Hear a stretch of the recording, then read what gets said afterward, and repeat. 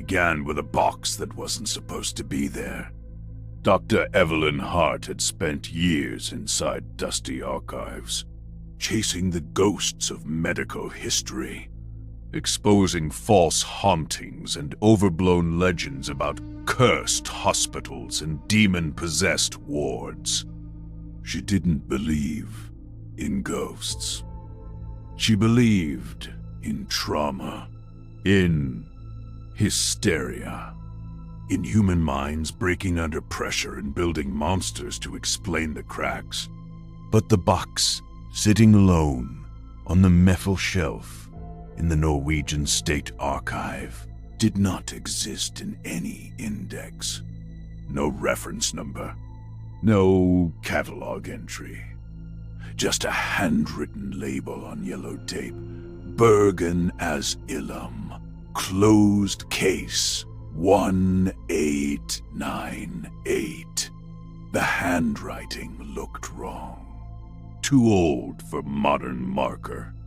Too sharp for something written in a hurry. Evelyn reached for it. The cardboard crumbled slightly under her fingers, as if it had been waiting too long. Inside, old photographs, faded letters, fragments of official reports, and at the very bottom, a single page torn from a journal. If anyone finds this, know that we tried to keep them inside the walls, but the walls themselves opened. Signed, barely legible, Dr. Henrik Lowe, Chief Physician, Bergen Asylum. Evelyn frowned. She knew that name. She just didn't know why. Bergen Asylum. The name rang like a half-remembered tune. Evelyn turned to a laptop. Searched digital archives. Medical histories. Censuses. Nothing. A few vague references in old psychiatric journals. Mentions of a facility outside Bergen, active in the 1890s. But no closure report. No demolition record. No list of patients transferred elsewhere. It was as if the place had simply slipped out of history. She dug deeper. In a newspaper scan from January 1890, she found a short piece.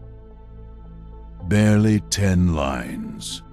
Due to ongoing internal matters, the institution at Bergen Hollow has been permanently closed by state order. There are no further comments at this time. No mention of staff. No mention of patients. No transfer. No obituary. Just silence.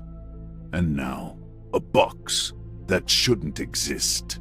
Evelyn leaned back in her chair, listened to the hum of the archive lights.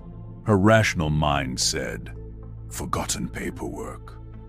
Another example of the state covering its past mistakes. But something in her chest, a low, crawling sensation, said otherwise. Inside the box was a map, hand-drawn, edges torn, stained by moisture. A road leading out from Bergen, winding through forested hills, until it ended in a small black square labeled Asylum. The Asylum. On the back of the map, in that same precise handwriting, if you must come. Come in winter, when the snow is heavy, and the voices are quietest. Evelyn exhaled slowly. Voices. Always voices in these old cases. Still, she wrote things down carefully. Her research grant had room for one more trip. Her publisher had been asking for something darker. More atmospheric. They wanted ghosts. She would give them trauma wrapped in ghost stories. Fine, she whispered to herself. Norway in winter. A vanished asylum. A doctor who wrote about walls opening. She closed the box, but the feeling didn't leave. As she signed the request for physical archive access, the clerk glanced at the label. Bergen Asylum, he muttered. That one wasn't supposed to be in circulation. When was it last checked out? Evelyn asked. He scrolled his screen, his brow furrowed deeper. There's no previous borrower, he said softly, and this box was added to our shelf this morning. The train groaned under the weight of snow and time. Evelyn sat alone in her compartment, watching white landscapes slide past like blank pages waiting to be filled with disaster. Norwegian winter was not gentle. Wind scraping at the windows, ice forming spiderweb veins across the glass. She took out the torn journal page again. The ink had bled at some letters, as if someone's thumb had pressed down too hard. We tried to keep them inside the walls, but the walls themselves opened. She circled the phrase. This was the language of someone losing their grip, or of someone describing something no sane vocabulary could hold. The door of the compartment slid open. An elderly conductor peeked in. "Ticket, Froken," he said gently. She handed it over. His eyes lingered on the folder in her lap. "You travel for work?" He asked. "Yes," she replied. "Research, old medical institutions," he hummed thoughtfully. "Not many of those left. Most turned to museums or flats." He paused. "Which one this time?" "Bergen Asylum," she said. His gaze sharpened. He stared at her for a moment too long. "That facility is not operating," he said quietly. "I know," she replied. "It closed over a century ago." He hesitated at the door. "Some places close," he said. "Some places are shut." His fingers tightened on the rail. "And some places close themselves." Then he left, leaving her alone with the howl of wind and the words she wished he hadn't said.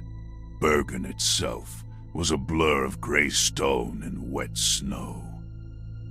But Bergen Hollow was something else. Evelyn rented a car and followed the old map.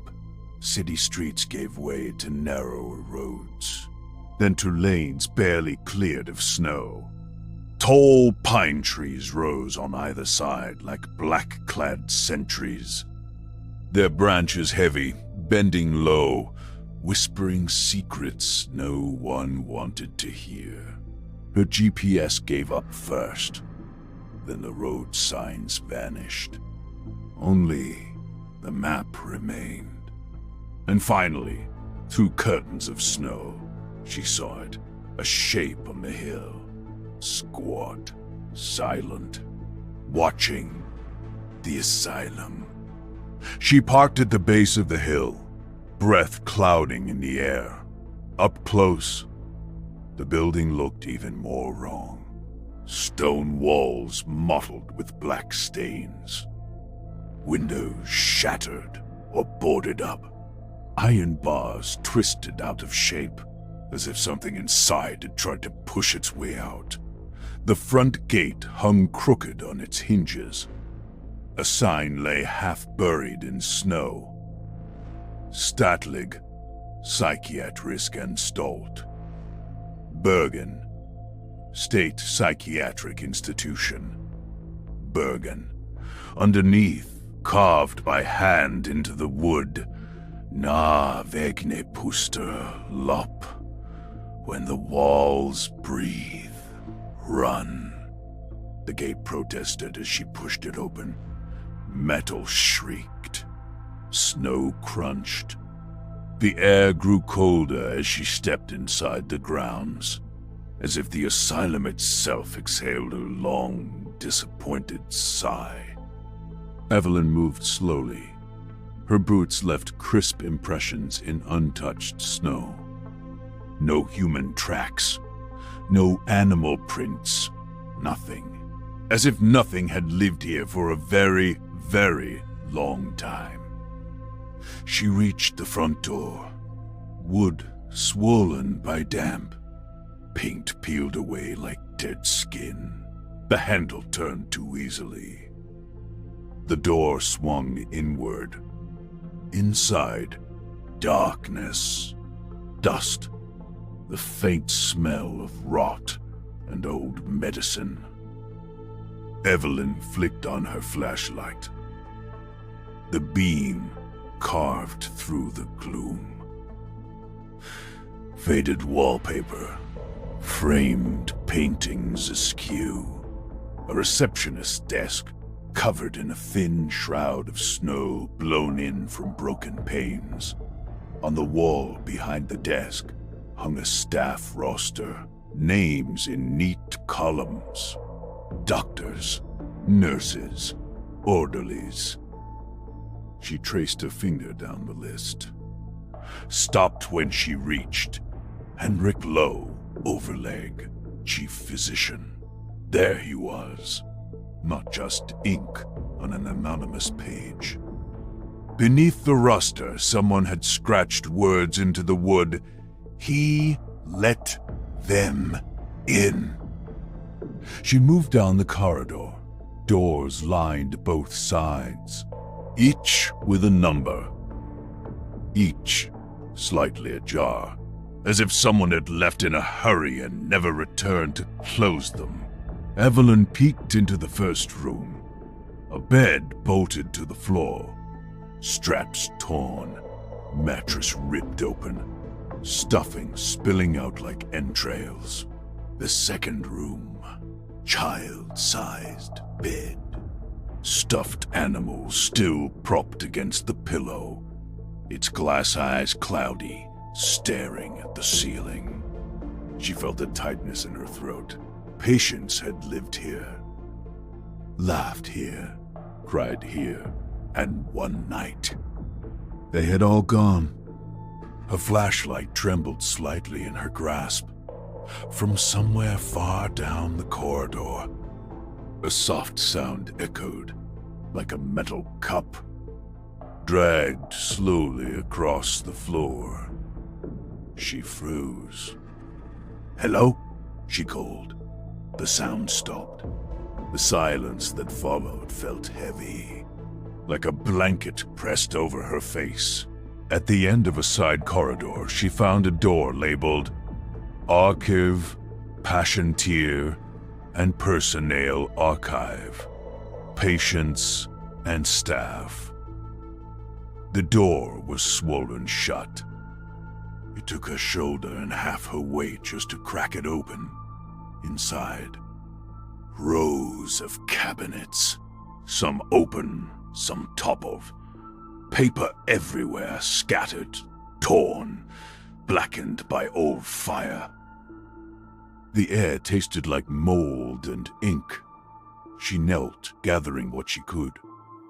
A patient intake form dated September 1898. Name, Anna K. Age 14. Diagnosis, hysterical episodes, sleepwalking, auditory hallucinations. Notes, claims to hear breathing in the walls. Doctor H. No. Another file. Name, K.A.R.S. Age 43. Diagnosis: melancholia, religious delusions.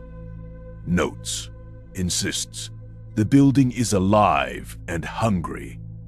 Treatment: isolation, sedation. These weren't simple cases of depression or anxiety. Their delusions were consistent. All of them spoke of the building, the walls, the breathing. Evelyn marked the dates. The strange descriptions began in early autumn 1898 and intensified toward winter, and then no more records, just burned edges, as if someone had tried to erase the last weeks. But missed a few scraps. A half-charred note at the bottom of the pile sent a shiver through her. If we cannot sedate the building, we must sedate the witnesses. Lo. Evelyn hadn't planned to stay past dusk, but the light outside faded faster than she expected.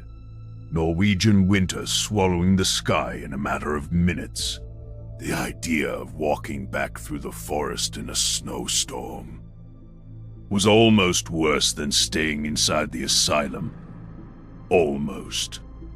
She checked her watch, checked her flashlight battery, checked the emergency torch in her backpack. She found what must have once been a staff lounge, a sofa still intact, a table, a cracked lamp. She set up her sleeping bag there, as much for psychological comfort as for rest. Her breath formed pale clouds in the air. It was colder inside than out. She turned on her small camping lantern and opened her notebook. For the next hour, she wrote descriptions, dates, names, quotes from files.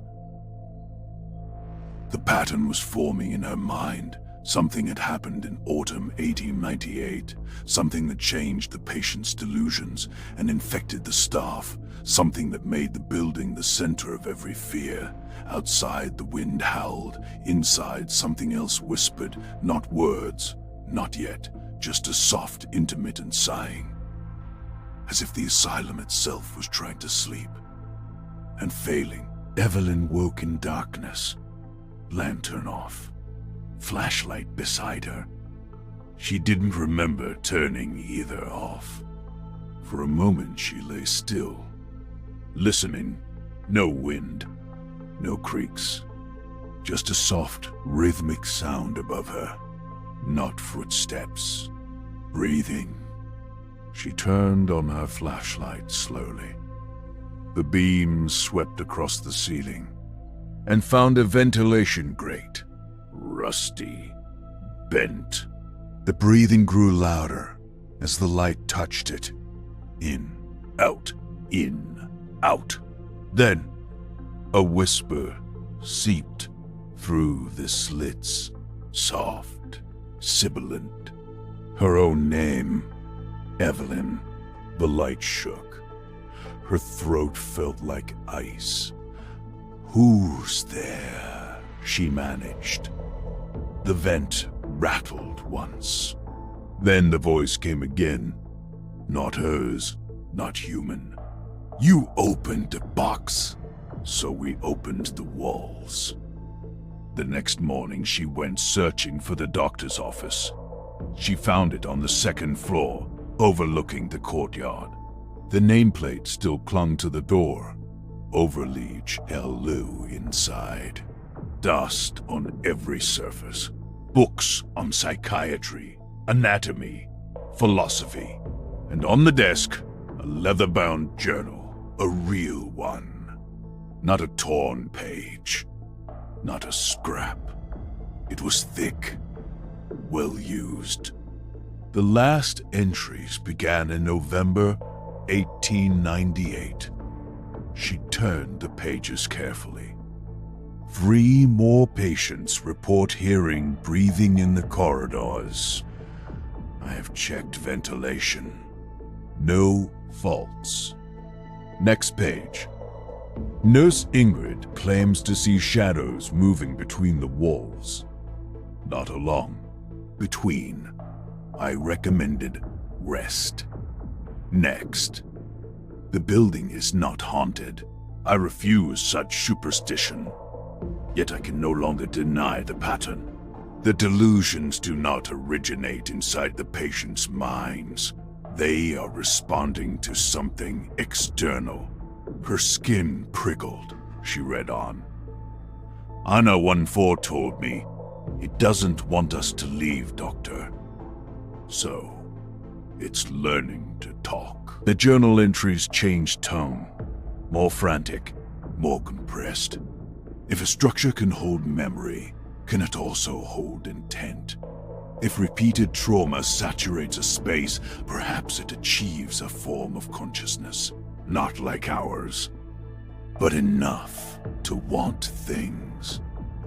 He had begun to experiment.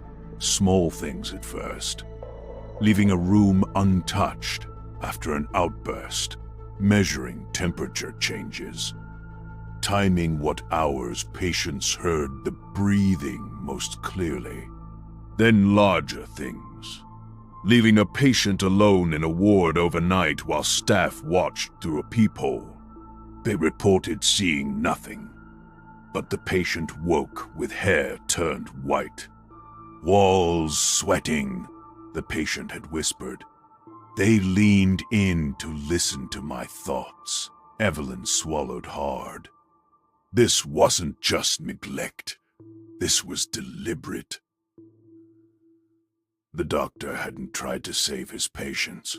He had tried to talk to the building. The final entries were dated December 12th, 1898.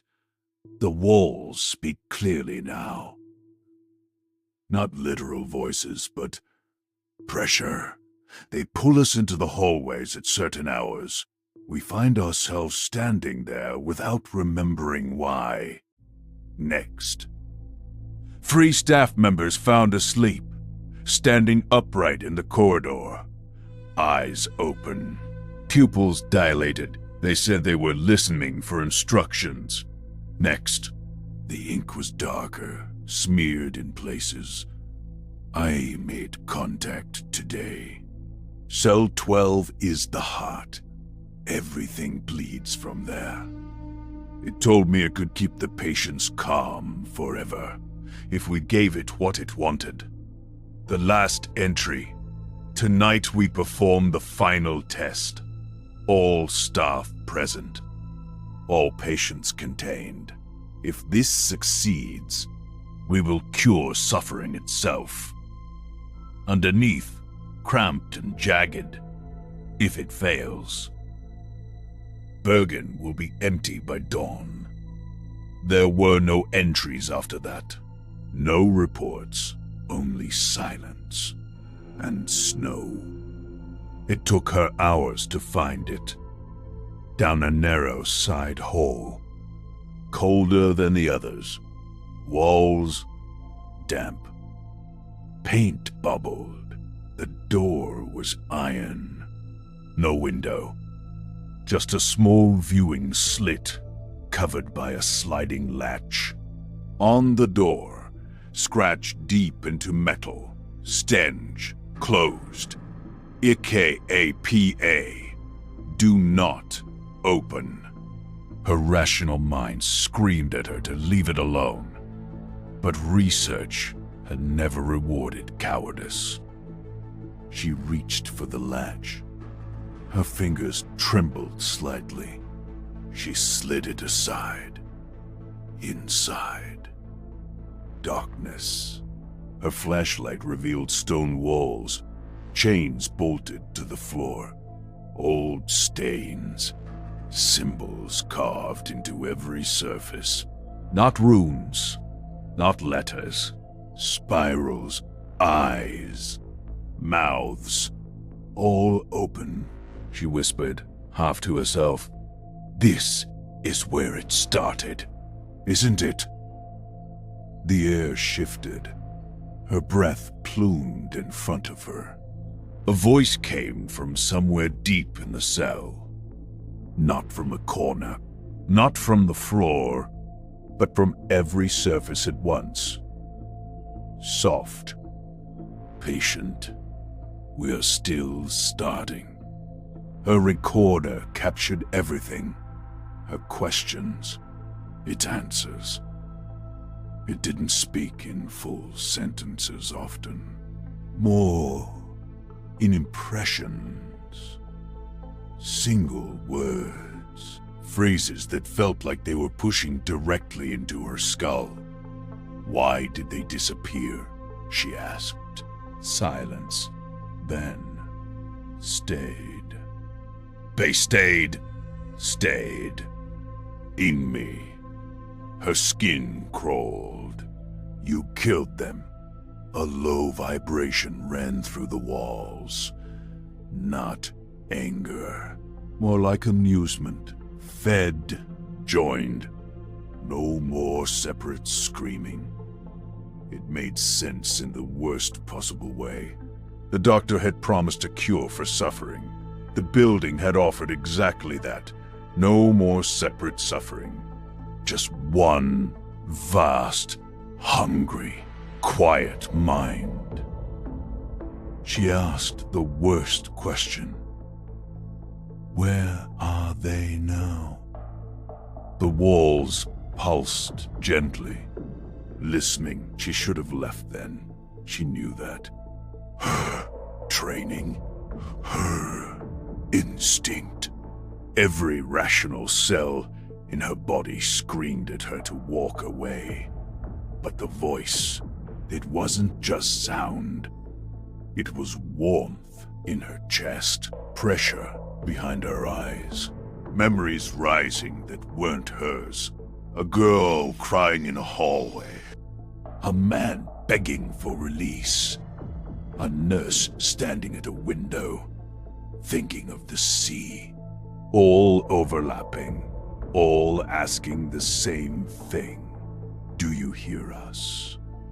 The building whispered, you listen. Better than he did. You can keep us. Tell our story.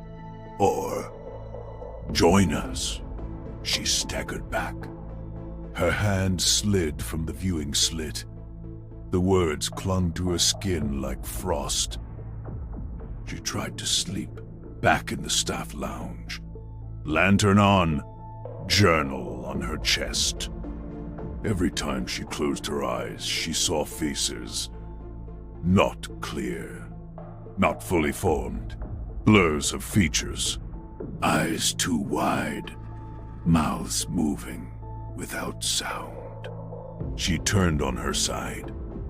The walls beneath the peeling wallpaper seemed closer, like they'd swollen in the night, pressing inward. She covered her ears. It didn't help. The voices didn't need air.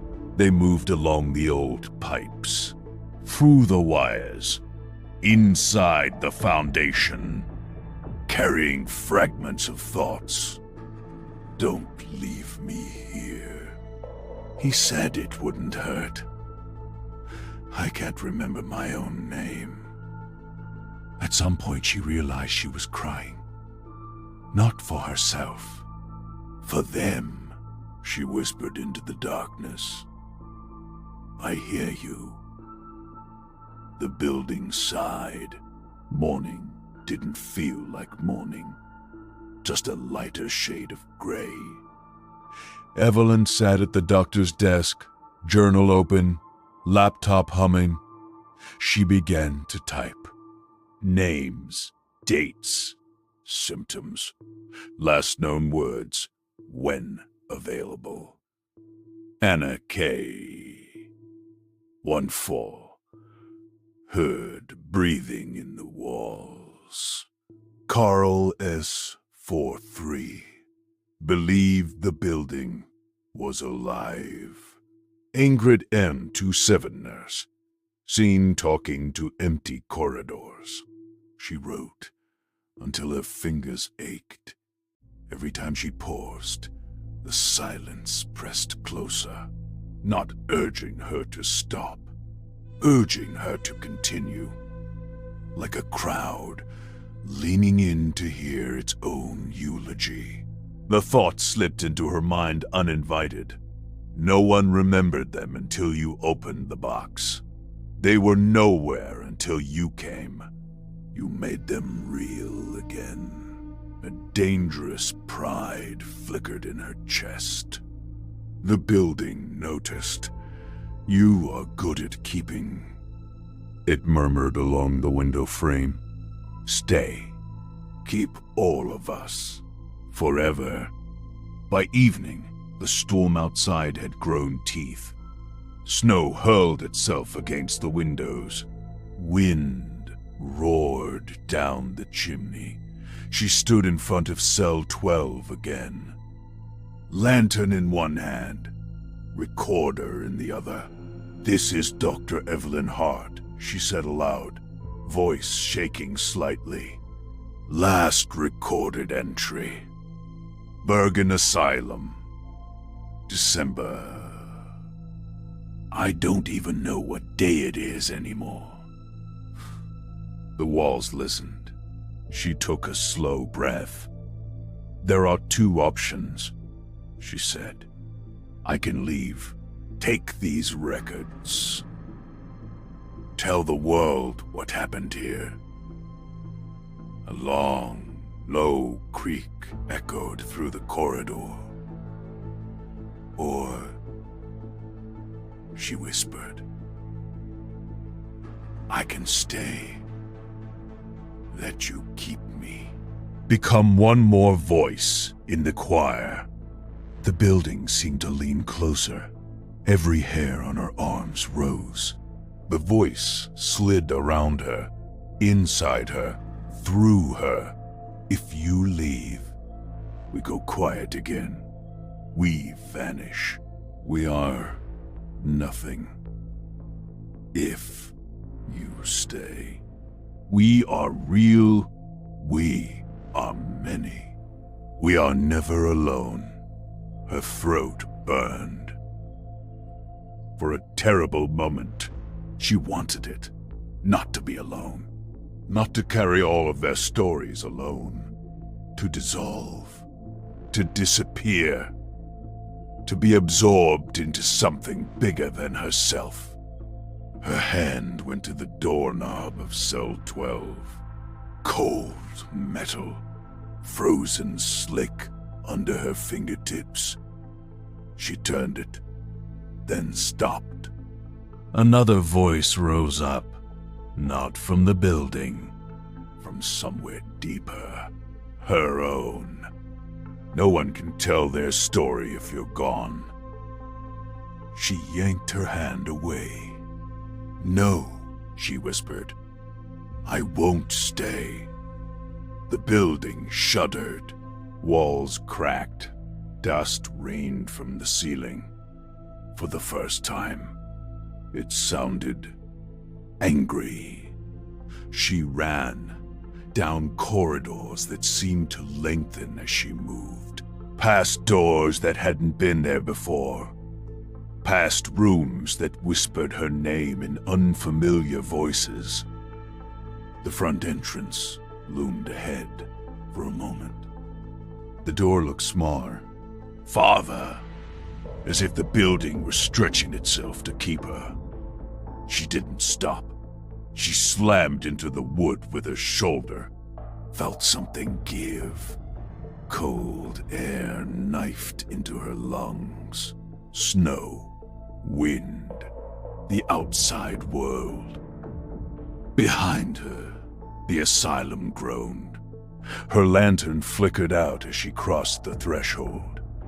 For a heartbeat, she thought she heard thousands of voices screaming, not in anger, in disappointment, in loss. She stumbled down the hill, back to the car, back to the road that would lead her away. when she finally dared to look back. The asylum seemed smaller, just a ruin, just stone and rot, just a building. Her phone buzzed weakly in her pocket. Signal returning. She opened her voice recorder. The files were intact. Every whisper, every journal entry, every confession the building had let slip. She exhaled slowly. "You're real," she said softly into the frozen air. "They'll know you're real now." From far up the hill, the wind carried back a faint sound. Not quite a voice, not quite a breath. But if you listened very carefully, it sounded almost like a word, "good."